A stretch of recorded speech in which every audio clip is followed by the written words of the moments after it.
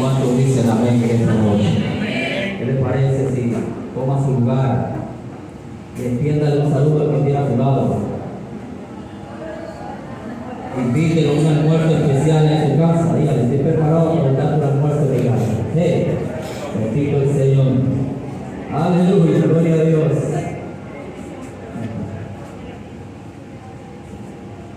Aleluya. Muy bien. Seguimos con la serie de las 7 iglesias del Apocalipsis. Estamos ya familiarizados con esta historia, ya que cada una de ellas representa para nuestro tiempo un llamado de alerta de parte del Señor. Como podemos observar por acá en la gráfica, tenemos el estudio bíblico de las 7 iglesias del Apocalipsis. Esta es la tercera conferencia que toca sobre la iglesia de Pérgamo. Comenzó el hermano, el maestro Peyer, que habló sobre la iglesia de Éfeso, tocó algunos detalles importantes y dentro de ellos está el llamado para volvernos al primer amor. Gloria a Dios.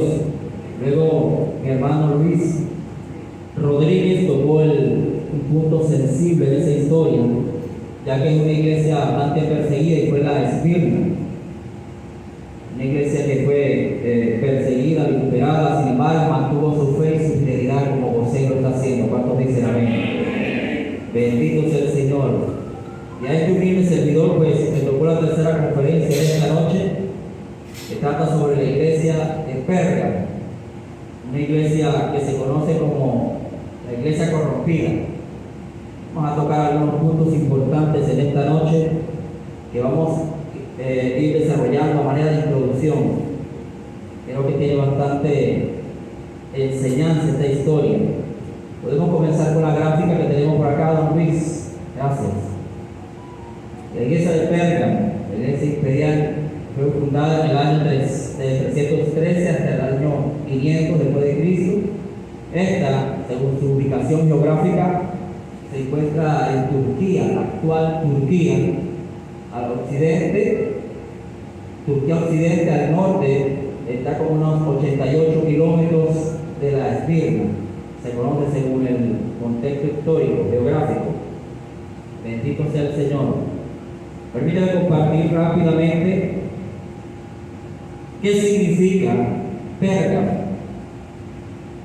Pérgamo significa matrimonio consagrado, así como suena, matrimonio consagrado. Otro dato importante es sobre esta iglesia en la ciudad de Pérgamo. Hace referencia a la tercera iglesia del Apocalipsis, en la era de Constantino, caracterizada por la fidelidad a pesar de un ambiente hostil, pero también se compromete. Una de las cosas que, como ha sido así, de las desventajas de esta congregación es que de alguna manera se comprometía con la cultura pagana y las falsas doctrinas. Esto es tremendo cuando la iglesia del Señor se levanta en fe, se hace su mayor esfuerzo por agradar a Dios, y cuando ya está en el tope, de alguna manera hay una puerta que se abre, quizás por descuido, quizás por cansancio, no sé cómo decirlo, y algunas pues permiten que dentro del mismo altar donde se adora a Dios también se enseñen algunas guías que desvían al ser humano, al creyente, de la verdadera fe en Jesucristo. Otro dato importante, se conoce de Pérgamo que tenía una biblioteca, la segunda biblioteca más grande del mundo de aquel entonces.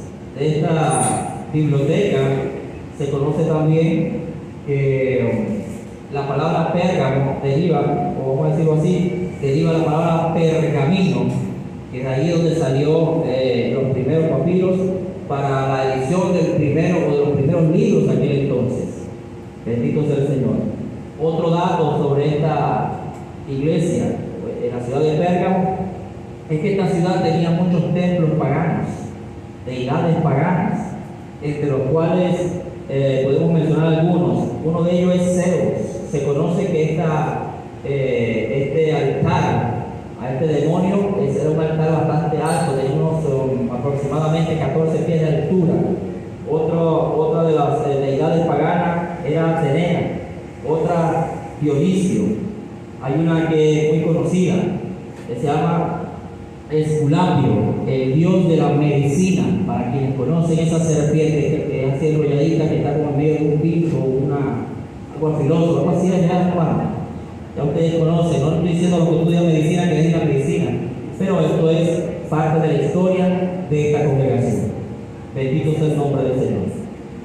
Y para cerrar sobre los detalles de esta congregación, también se le rendía culto al emperador romano Augusto César. Nótese algo importante en este personaje, de que este hombre se autoproclamaba Dios. Por lo tanto, la gente de Pérgamo tenía que rendirle culto, tenían que quemar incienso, no solamente a él, sino a los dioses y los altares que este hombre levantaba. Qué tremendo esto, ¿no? Ahora, un dato especial que quiero que la gente no olvide: la negación, escuche esto, eso iba para toda la ciudad de Pérgamo. La negación a la adoración, vamos a decirlo así, a la participación del culto imperial, esta acarreaba consecuencias, porque toda la ciudad tenía que estar presente en el momento de la adoración. Toda la ciudad. El negarse, escuchen esto, el negarse a ofrecer incienso o adoración a estas imágenes era una falta de respeto, era digamos una traición. Por lo tanto, acarreaba consecuencias terribles para quienes se negaban. Por eso es tan importante que tomemos en cuenta a quién vamos a adorar realmente. Creo que una prueba muy grande tuvo esta congregación, o la gente de esta congregación. El negarse a esto era increíble. Tenían que, esta gente, miren esto, otro detalle.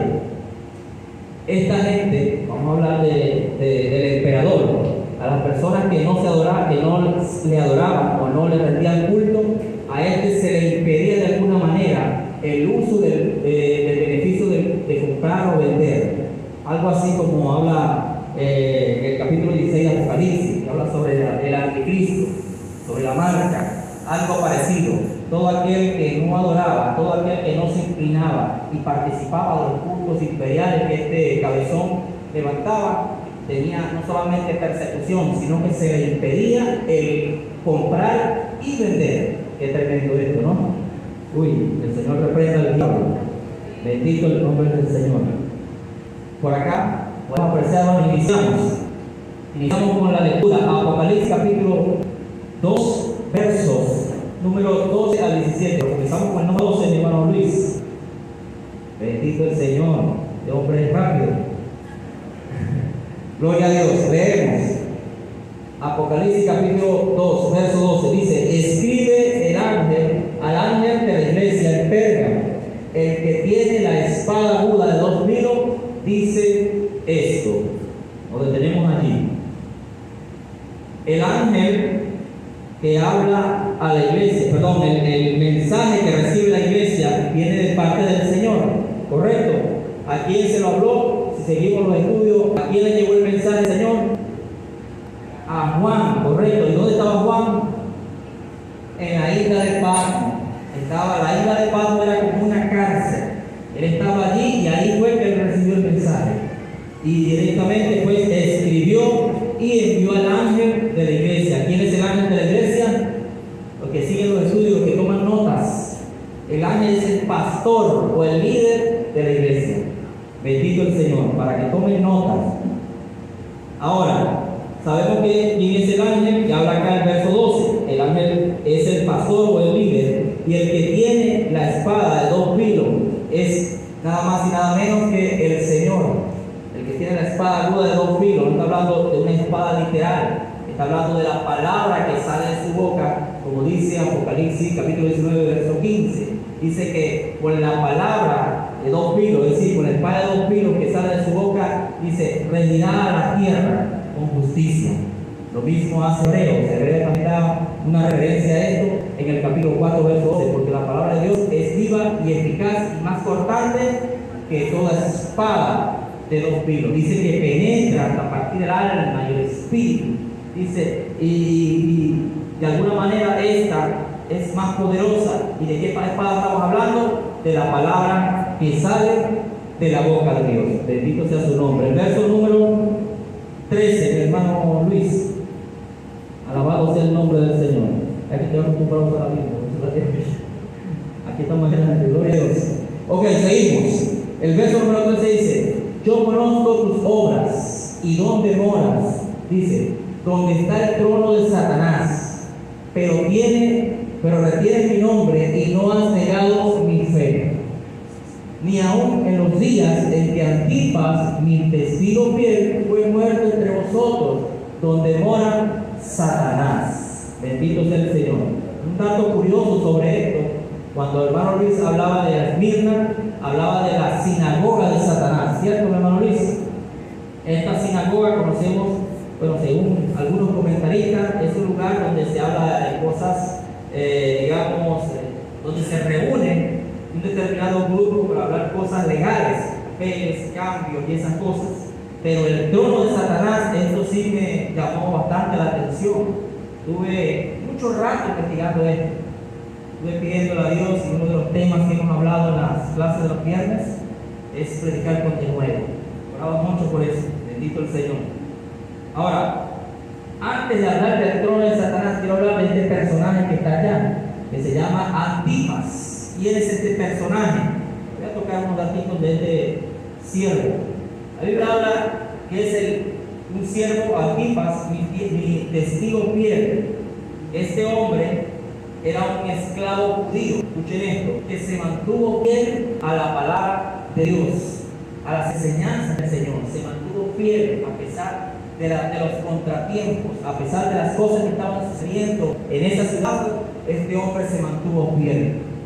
Ahora, cuando este hombre, aleluya, hablábamos de Augusto César, este hombre pagano, cuando este levantaba su culto de adoración para él mismo, toda la ciudad de Pérgamo, como dije al principio, tenía que inclinarse a él.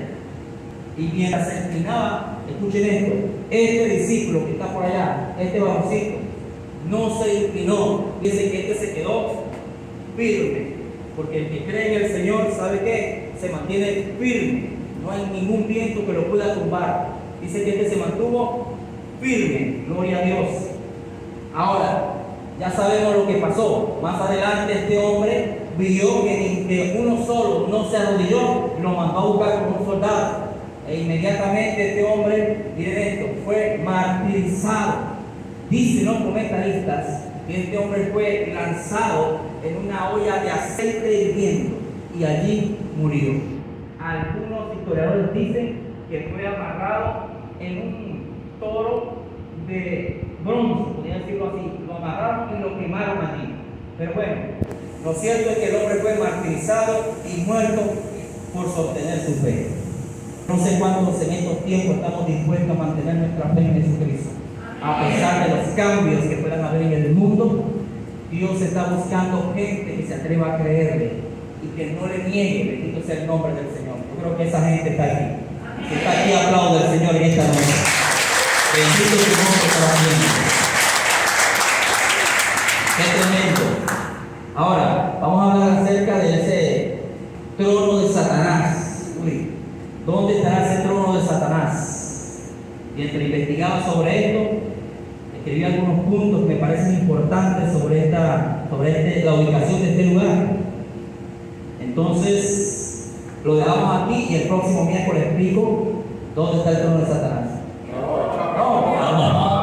Bendito el Señor. Aleluya.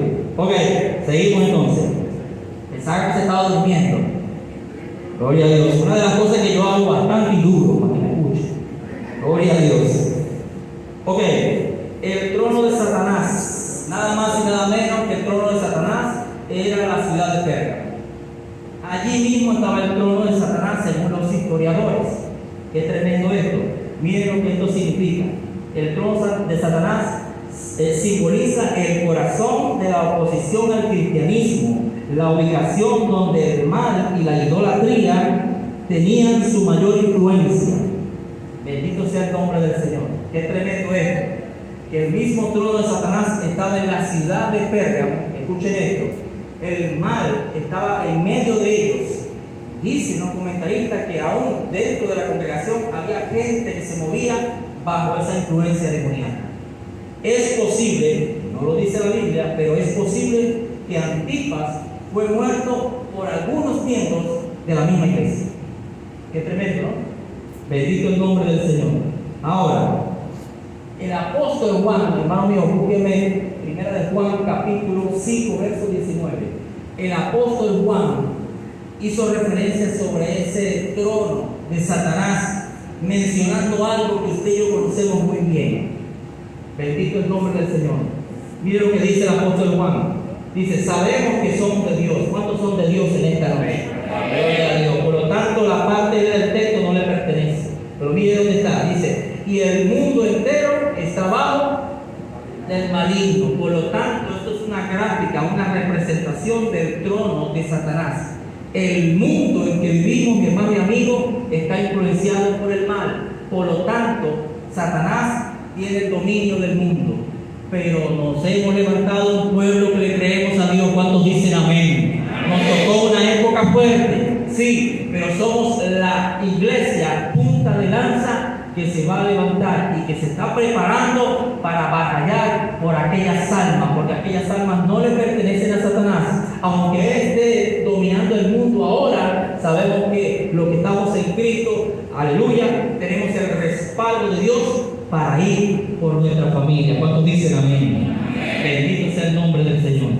Ahora, creo que mucha gente habla sobre este trono, ¿no? Hablaba una vez con un amigo que me contaba sobre la montaña del Sol, que allá en Yaracuy. Allí en ese lugar han ido predicadores y evangelistas y mucha gente que ha, de alguna manera, ha sido valiente al meterse a ese lugar. Tremendo, ¿no? Lo que conocen ese lugar. Yo no lo conozco, pero escuché de un evangelista puertorriqueño que usted decía en su testimonio que él, mientras predicaba en ese lugar, dice que un hombre se le paró de frente y él se llamó a sí mismo Satanás mientras él predicaba. Dice este hombre que el evangelista que iba a ese lugar solamente duraba 2 noches. A la tercera noche se iba. El lugar es tremendo. Se le conoce como el trono de Satanás en Venezuela. Que el Señor reprenda al diablo. Bendito el nombre del Señor. Ahora, dice este hombre que mientras él hablaba, el hombre se pasaba la mano de esta forma, así, y la sacaba por aquí, así, de frente, y él predicando. Qué tremendo, ¿no? Mire esto, mire la influencia que tiene Satanás, que le llamamos principado, por gobiernos, entidades, pueblos y naciones. Bendito sea el nombre del Señor. Por eso necesitamos, mi amigo, mi hermano, de llevar el evangelio a todas las naciones. Necesitamos creer a Dios de que nosotros tenemos el respaldo de Dios. Amén. No le tengamos miedo, sigamos creyéndole a Dios. Estamos en un lugar donde estamos recibiendo buena palabra, por lo tanto hay que poner en práctica para ver el resultado. ¿Cuántos dicen amén? Amén. Bendito el Señor. Ahora, pasamos al verso 14, mi estimado Luis. Verso 14 dice, pero tengo unas pocas cosas contra ti. Ahí viene el regaño. No sé qué bueno la disciplina y el regaño de vez en cuando. Pero tengo unas pocas cosas contra ti, que tienes ahí a los que retienen la doctrina de Balaam, que enseñan a Balaam a poner tropiezo ante los hijos de Israel, a comer cosas sacrificadas a los ídolos y a cometer fornicación. Bendito sea el nombre del Señor. Ahora vamos a hablar acerca de este personaje. Esta historia, para los que les gusta tomar apuntes, se encuentra en Números capítulo 22 al capítulo 25. Allí está la historia de Balac y Balac. Aleluya. Balac es tipo o representa o es símbolo de un falso profeta que vende y prostituye su llamado por dinero. Repito, Balaam es símbolo de un falso profeta que vende y prostituye su llamado por el dinero. Y el Señor nos guarda. Gloria a Dios. Ahora, En esta historia hace referencia, rapidito, voy a tocar 3 puntos rápidos. En esta historia hay un rey, que es el texto que le acabo de mencionar, que se llama Balac, un rey moabita. Este hombre había escuchado los milagros que Dios había hecho con la nación de Israel cuando salieron de Egipto. La forma como los soldados egipcios fueron derrotados, cómo se fue que se dividió el Mar Rojo y muchas cosas más. Eso de que llovió maná del cielo, eso a él lo tenía cabezón, porque sabía que de pronto este mismo pueblo los iba a atacar. Por lo tanto, él se enteró, escuchen esto, se enteró o buscaba la forma de cómo atacar a esa gente, a esos israelitas, a ese pueblo. De alguna manera este hombre contactó a este profeta. Israel tenía el profeta que era Balaam. Este hombre, como tenía cierta debilidad por el dinero, cogió y le envió una invitación y le preparó una cena especial, algo como para tratar algo personal con él, y él gustosamente aceptó. En el momento de ese encuentro y esa cena, este hombre, el rey Balac, le hizo una propuesta, le dio dinero, una buena cantidad de dinero para maldecir a Israel. Miren esto, este hombre quizás al principio se opuso, pero el dinero parece que compra muchas cosas. ¿Cuánto creen que el dinero compra muchas cosas? Pero la salvación no la compra. Por eso hay que cuidar. Bendito el Señor. Ahora, este hombre cogió rumbo a Israel. Quienes conocen la historia, dice la Biblia que el camino no pudo maldecirla. No pudo. Por allí hay una historia de un burrito. Aquí está el personaje. Miren el burrito que está ahí. Este fue el personaje que Dios usó. Puso un burrito para hablarle. Miren esto, qué tremendo, ¿no? Por eso es que el Señor habla de muchas formas, dice Hebreos 1. De muchas formas y de muchas maneras habla el Señor.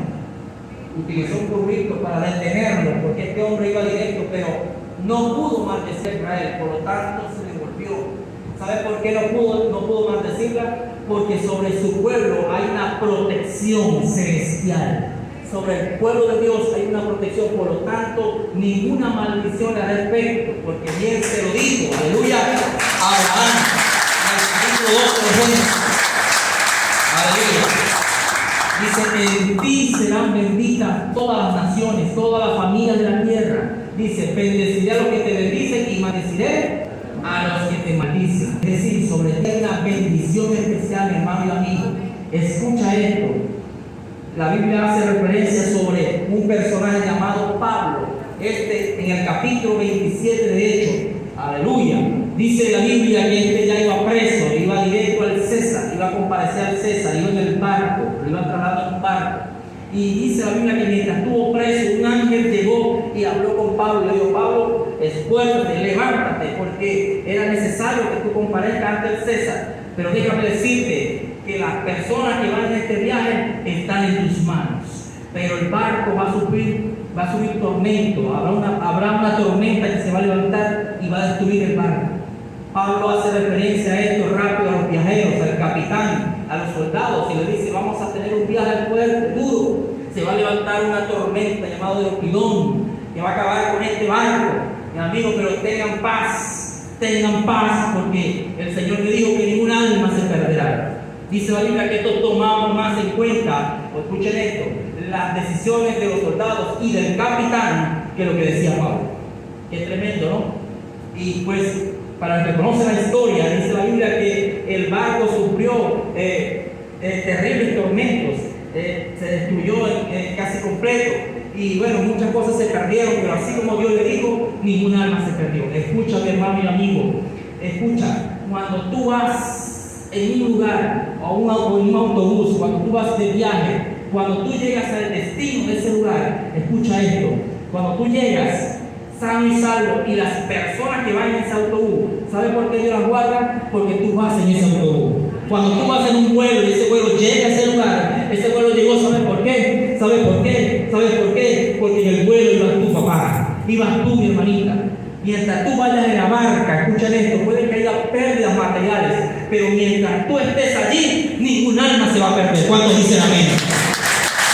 Aleluya. Gloria a Dios. Esta historia es tremenda sobre este falso profeta Hoy en día conocemos doctrinas falsas que se han metido dentro de la congregación, y hoy en día conocemos doctrinas que se conoce como la doctrina de la prosperidad. Todo es por dinero. Si no hay dinero, no hay unción. Eso no dice la Biblia, hermano y amigo. Guarde su corazón para Dios. Usted se gana la unción del Señor buscando su presencia. Tenga o no tenga dinero, déjame decirle que si usted busca al Señor, el Señor le va a dar de su espíritu. Y la unción que va a poner sobre usted, donde usted ponga la mano, algo es necesario. Donde el nombre del Señor se menciona, algo tiene que pasar. Bendito sea el nombre del Señor. Versículo 15. Seguimos con otra falsa doctrina. Oh, bendito el Señor. Dice, también tienes a los que retienen la doctrina de los nicolaitas, la que yo aborrezco. Dios bendito. Otra doctrina que estaba dentro de esta congregación de Perga. Ahora vamos a ver quiénes son estos nicolaitas. Vamos a hacer referencia por acá en el capítulo 15. La palabra nicolaita es una palabra compuesta que significa, Nico significa gobernar y laos, pueblo. Es decir, gobernar, el nombre nicolaita significa gobernar pueblos. Miren esto, qué tremendo. Ahora, esta doctrina, vamos a llamarla falsa doctrina, tiene como representante